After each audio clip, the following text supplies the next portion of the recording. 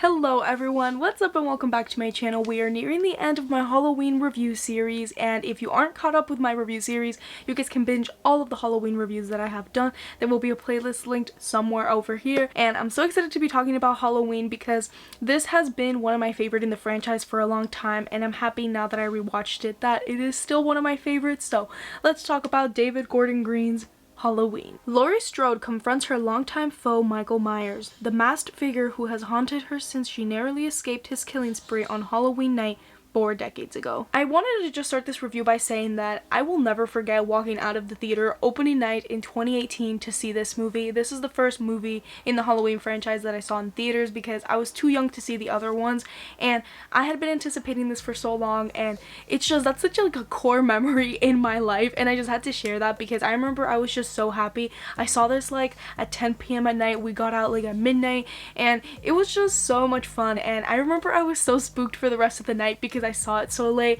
and to this day I still hold this movie dear to my heart because it was the first Halloween movie that I saw in the theater. But I'm really happy that on my rewatch I still always enjoy this movie. I love this movie so much. Like, yes, it has its flaws and we'll be getting into those, but at the end of the day, this is one of those movies that's like really special to me, and I'm just excited to be talking about it today. I really like that this movie kind of forgets about all the other ones and it's like a direct sequel to the 1978 one because, as you guys know, I'm not the biggest fan of the Laurie and Michael being siblings. I kind of just like that Michael Myers wants to hunt whoever he wants to hunt down, but he has this thing for Laurie, and obviously they kind of just forget about that in this movie, and there's even a part in the movie where they mock that.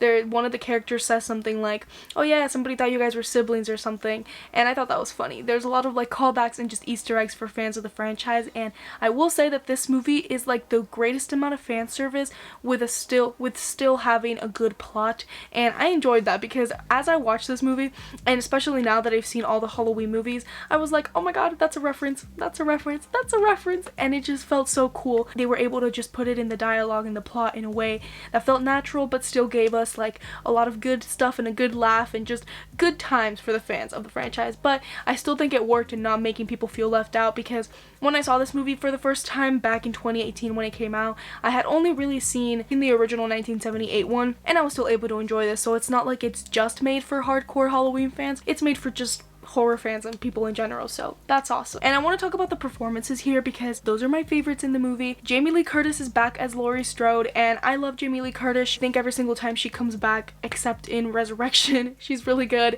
and does a great job to make the movie better, and I think here she kicked ass, and I think she did it in the best way possible. And I mentioned to you guys in Halloween H2O when I saw that I actually thought that I really Laurie's development in that movie more than in this one, and honestly I think I'm kind of in the middle between the two because I like Laurie's development in this movie as well. I think showing us her PTSD and how she's kind of like prepared for this moment her whole life is something that feels genuine to what she's gone through, and I like seeing her trauma, and I also really like seeing how it affected her family. That's probably my favorite part about this movie, the family drama that's involved with her daughter and with her granddaughter. I thought it was done really well and in a very believable way because it kind of just shows the extreme that some trauma can lead people to go through, and you know, to her it's not really an extreme because she's seen the evil that's in this world, and I think it was just played really well, and every single time I watch it I really enjoy the family dynamic in the movie, and I think it has opportunity to develop for movies to come, which I think is always a good part. I really liked Allison in this movie. I think she's a great character, and I also liked her and her boyfriend. I think she's a great character. I liked what she brought to the table of the Halloween franchise, and I'm just excited to see how her character grows, and we'll be talking about her way more when I review Halloween Kills coming very, very soon. But yeah, I really liked her. I also liked her mom, Karen. Probably my least favorite character in the movie is the dad. I mean, I don't really have anything that I really hate about him, but some of his jokes were just like not the time, and that is something that I will say about this movie. I think it is funny sometimes, like there are good moments where I laugh and stuff, but sometimes the jokes just don't really work that well for me, and I wish they would have kind of taken some off, and a lot of those were by the dad, but still it was really sad when he died. R.I.P. sir. I also just really like Michael in this movie. I really like how smooth this dude is. Like, this is probably one of my favorite Michaels since the 1978 one. I even think I like it more than the 1978 one. I don't know if that's a hot take, but I just really like Michael in this movie. The kills are really great, and I remember the first time I saw it I was just like, oh my god, these are like crazy. Like, I remember there was one where like he put this woman's head like into a table thingy or whatever, and I was just like, ah, that's so gross.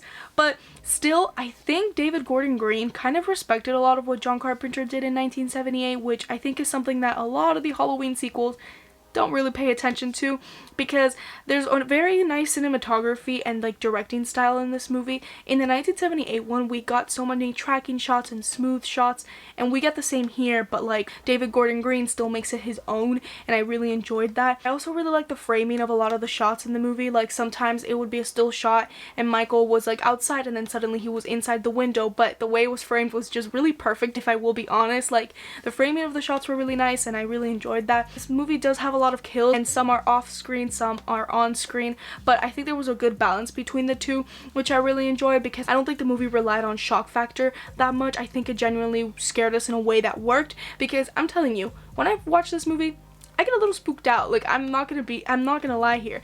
I think Michael in this movie is really scary and like really good at giving you suspense, which I think works, and I love the mask so much in this movie. I think if I'll talk about some plot elements that I don't really think were that important, I don't really like the twist of the doctor that much. Like, I will be honest, I feel like some people are really bothered by it. I'm not bothered by it as much. I think when I first saw the movie, I definitely disliked the twist a lot more than I do now. I feel like now I think it's maybe because I'm like used to it that I don't really care much about it, but I mean, I think it works. Like, it definitely moves the plot. I don't think the twist is useless. I just think the way it was done was not that good, because I feel like they could have kind of made it in the script where the outcome would have still happened without incorporating that, but at the same time what did happen did get the plot going. Like, I don't know if I make any sense. I feel like they could have definitely gone a different route, but then I don't know what they would have done with the doctor character. I think it kind of worked in a way to show like how obsessed somebody can get over something, like a person like this, and almost how like I think it almost talks about society in a way,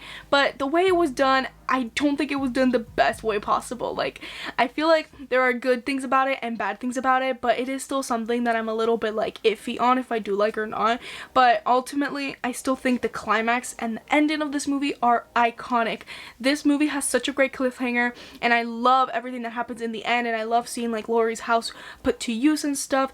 I think that all works really great. And another scene that I think is one of my favorites in this movie involves Allison, and it's when Allison sees Michael for the first time, and the score in that scene is literally perfection. John Carpenter's score in Halloween has always been my favorite score of all time for a horror movie. Then here in the 2018 one, dude, it's like so iconic because it's like modern, but it's still creepy as hell, and like I just love the score so much. Like, look at the scene. This is the scene that I'm talking about.